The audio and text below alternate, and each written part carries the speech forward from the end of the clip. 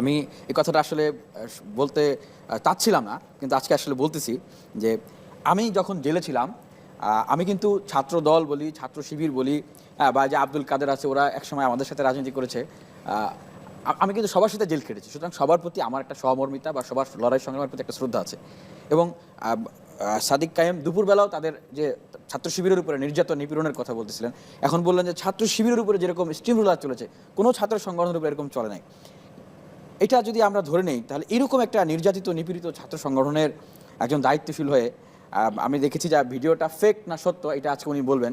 যে যখন আমি নিজে 18 সালে জাতীয় নির্বাচনের সময় নিরাপদ বাংলাদেশের আন্দোলন করতে এসে টিএসসিতে ছাত্রলীগের হামলার শিকার হই, সেই সময় বা সেই নির্বাচনের পরে উনি সূর্য সেন হলে ছাত্রলীগ শেখ হাসিনা মিছিল করতেছিলেন আর সেখানে ভিডিও ক্লিপ দিচ্ছিলেন।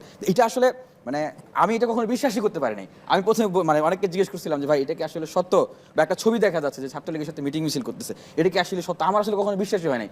যে কারণ ছাত্র শিবির ওনাদের যে ক্যাডারভিত্তিক রাজনীতি এবং ওনারা যতটা নির্যাতিত নিপীড়িত এবং ওনারা তো নেতৃত্ব পর্যায়ে, এবং আজকে উনি বিপি ক্যান্ডিডেট, অবশ্যই সেই সময় উনি সাধারণ নেতৃত্ব থাকলে বা ওনার গুণাবলীতে সেই দৃঢ়তা না থাকলে, ত্যাগ না থাকলে ওনাকে কিন্তু আজকে এই পর্যায়ে কিন্তু ছাত্র শিবির সুযোগ দিত না। তো নেতারই যদি আসলে এরকম অবস্থা, আর ওনাদের যদি কোনো ওনাদের যে যদি কোনো সংকট থাকতো, যেমন আর্থিক সংকট বা অন্য কোনো সংকট বা অন্য কোনো প্রবলেম, যে কারণে ওনাদেরকে ছাত্রলীগের সাথে আপোষ করে থাকতে হচ্ছে, এখন কথাটা হচ্ছে উনি যেটা বললেন যে ওনাদের মতো নির্যাতিত নিপীড়িত আসলে কেউ হয় নাই।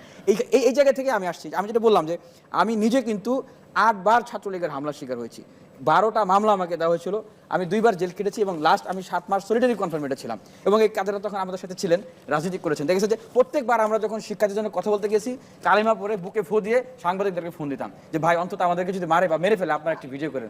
তো ওনাদের ক্ষেত্রে নেতৃত্ব পর্যায়ে যদি ওনাদের এই অবস্থা হয়, ওনারা এখন বলতেছেন বিশ্ববিদ্যালয় নিরাপত্তা দিবেন, ওনারা নারী শিক্ষার্থীদের নিরাপত্তা দিবেন, তো ওনারা তো নিজেদেরই আসলে মানে নিরাপত্তার জন্য ওনাদেরকে আসলে ছাত্রলীগের সাথে আপোষ করে থাকতে হচ্ছে। আবার যদি কোনো প্রতিকূল পরিবেশ আসে তাহলে ছাত্র শিবির কি আবার মানে গুপ্ত হয়ে যাবে বা হারিয়ে যাবে, নাকি শিক্ষার্থীদের পাশে দাঁড়াবে? আর এখনো কিন্তু ওনাদের সকল কমিটি ওনারা পাবলিশ করে না নিরাপত্তাজনিত কারণে। আমরা এই দায় দিয়ে দেওয়া রাজনীতিকে